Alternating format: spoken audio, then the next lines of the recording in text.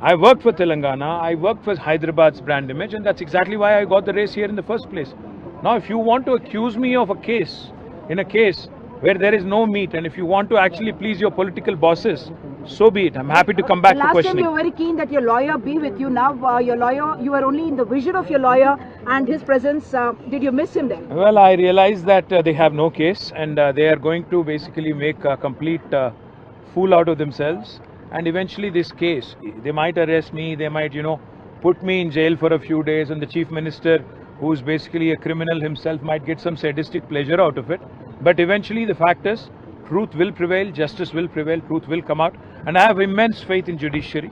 And so therefore, I'll explore all legal avenues, because it's a frivolous case. It's abuse of process of law, and it's a criminal waste of resources.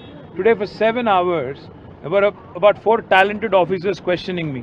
बेचारे उनको खुद नहीं पता कि है क्या इस केस में, तो मैं क्या बताऊं उनको, बार बार वही क्वेश्चन कि आपका फाइल यहाँ से वहाँ क्यों गया, वहाँ से यहाँ क्यों गया. तो मैंने बताया कि एक मिनिस्टर होने के नाते मैंने ये फैसला ज़रूर लिया कि मेरे शहर में एक बहुत अच्छा एक काम हो, और अल्टीमेटली मेरा स्टेट जो है तेलंगाना, ये दुनिया में इलेक्ट्रिक व्हीकल्स के लिए, सस्टेनेबल मोबिलिटी के लिए एक बहुत बड़ा केंद्र बने. इसलिए जो भी फैसला मैंने लिया पूरा सोच समझ के लिया.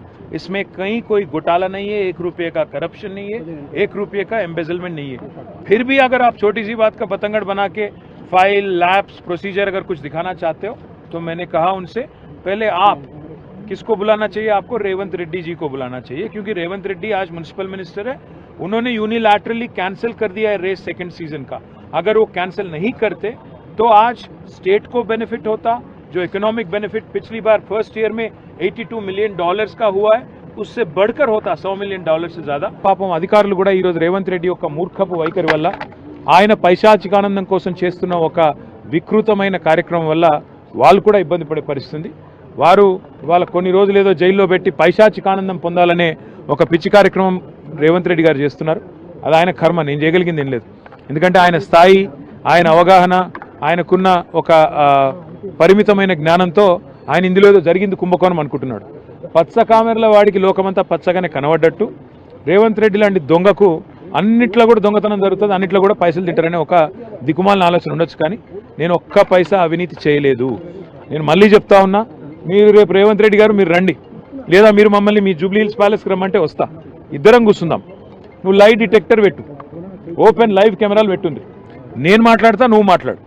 ఎవడు దొంగనో ఎవడు దొరనో రాష్ట్ర ప్రజలు చూస్తారు, దేశ ప్రజలు చూస్తారు, తేల్చుకుందాం.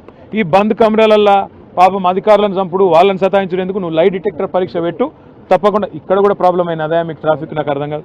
నేనేమంటున్నా అంటే, తప్పకుండా రేవంత్ రెడ్డికి నేను ఒకటే చెప్తున్నా, ఈ దొంగ కేసులు, లొట్టపీస్ కేసులు నిల్వై, నీకు దమ్ముంటే నువ్వు పెట్టు, లై డిటెక్టర్ పరీక్ష పెట్టి, నువ్వురా నేను వస్తా, ఇద్దరం కూర్చుందాం, రాష్ట్ర ప్రజలు నిర్ణయిస్తారు ఎవరు కరెక్టో చూద్దాం. 7 గంటల పాటు ప్రశ్నించారు. ఎన్ని ప్రశ్నలు అడిగారు?